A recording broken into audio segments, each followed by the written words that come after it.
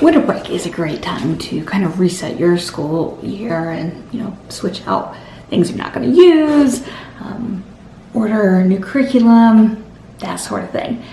But I also think it's a really good time to do a serious evaluation of your year. I didn't used to do this. I kind of think about it, but there's a real difference generally in how you evaluate yourself if you're just thinking about it versus if you're actually writing it out. So a few years ago, I came up with a evaluation for our school year, and it has been wonderful for us because it really forces me to take serious consideration into what things are working, what things aren't working, what resources we're using and enjoying, what we're not, etc. So today I'm going to share with you kind of as I go through and evaluate our school year. This is a resource pack that I have. It's a free one. You just have to subscribe to my website or to my email list. Link is down below.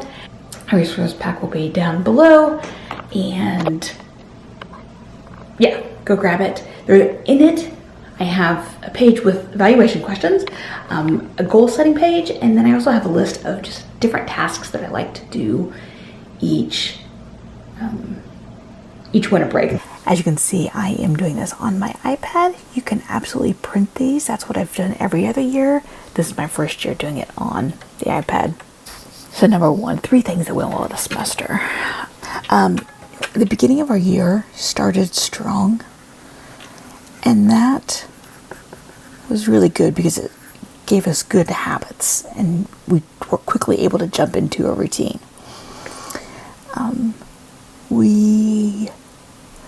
We chose good co-op classes. They're not necessarily the ones that I would have wanted us to choose, but they're working well for the most part. I have my complaints, but of course I always have my complaints with outsourced classes generally. And a third one, I think we're having a good mix of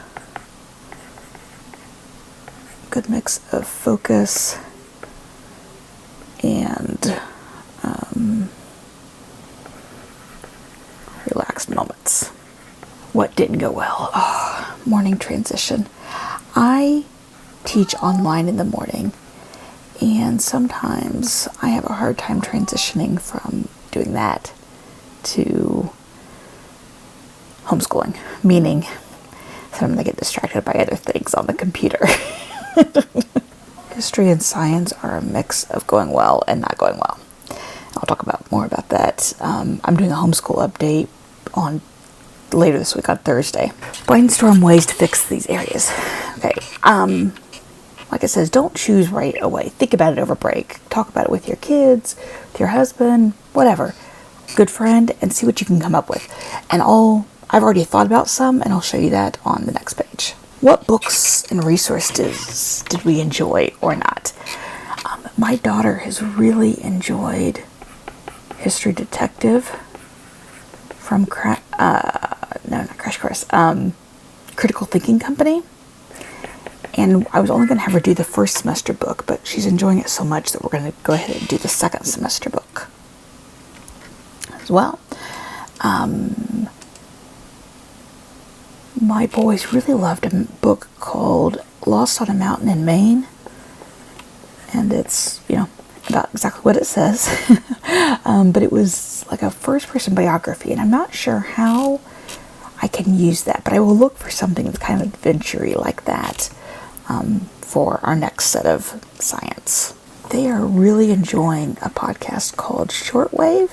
It's a daily science podcast by NPR that has really fun and engaging topics, like one was about why the surface of the sun is cooler than its atmosphere. Did one about baking in space. They're just really fun episodes, super engaging. All 3 of my kids enjoy it. Is there anything we didn't accomplish that we planned to do? Oh my word. So much. My science did not go as well as I hoped. And I know why. and it's because I failed to plan enough. I only planned 2 of our sections because I wanted to wait and see how our pacing was. But then I never got around to planning the next section. Now that I know what pacing looks like, I can do better for next semester. What goals do I have for the upcoming semester? Oh, that's a good one.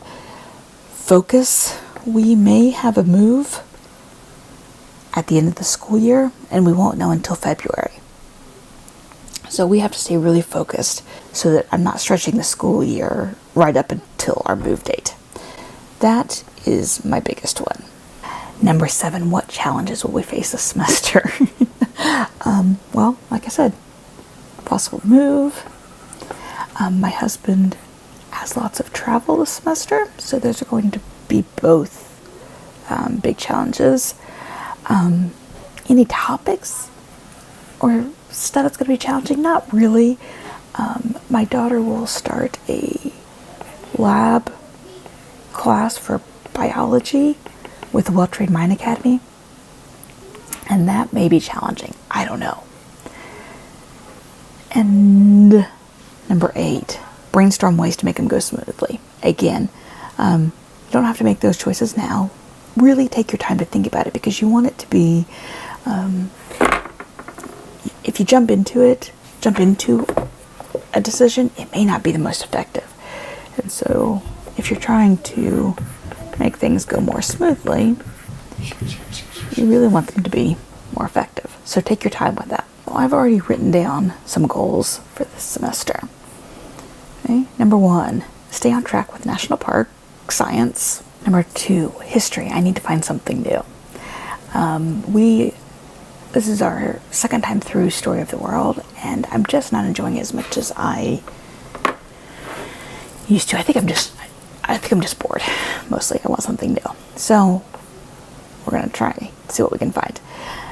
Number 3, I want to try to stay on top of grading on a more weekly, regular basis than what I have been.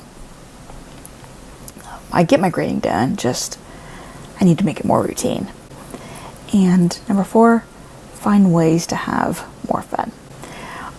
That is something I've talked about many times. That is just a goal that I want, because I want them, when they think about our homeschool, to think about mom challenging them, but I also want them to think about the fun and the laughter and those relational moments. After you fill out your semester goals, it's time to start brainstorming what that actually looks like. So how can I stay on track with National Park Science? So 1, I can do a better job at pacing. 2, plan the entire semester over Christmas. And 3, enter plans, at least my basic plans, into Homeschool Panda for my planner. Second goal is to find something, a new history. And I don't know, I guess the way, or history in general, stay on track with it. So history, like my goal itself is to be consistent. Okay.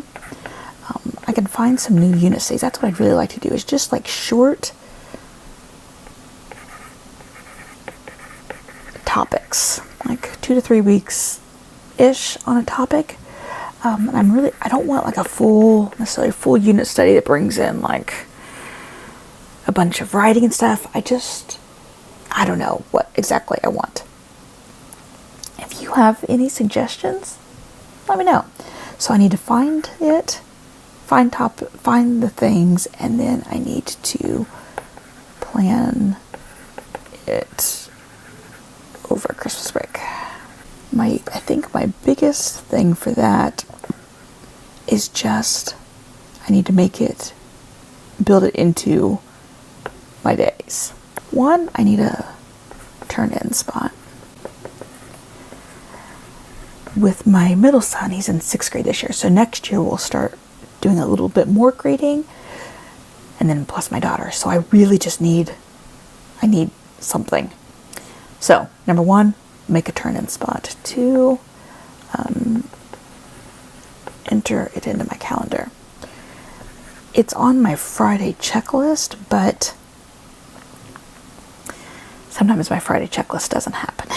I don't go over my checklist. I just kind of go through things in my mind and I forget. So if I enter it into my calendar, my Google one, then that will help me theoretically, because I can set a notification for it. 2 things that we really enjoy doing that are fun and I don't do regularly enough is group art and board games. During the winter we do this really well because we do it a lot in the evening when it's cold and dark so early. Art, I don't know. This one I'm going to have to give some real thought to because I want to include it more. They all are at an age where they enjoy it. I just don't know how to do it. If you'd like to grab the link for this, it will be down below. I'll see you over in my homeschool update video.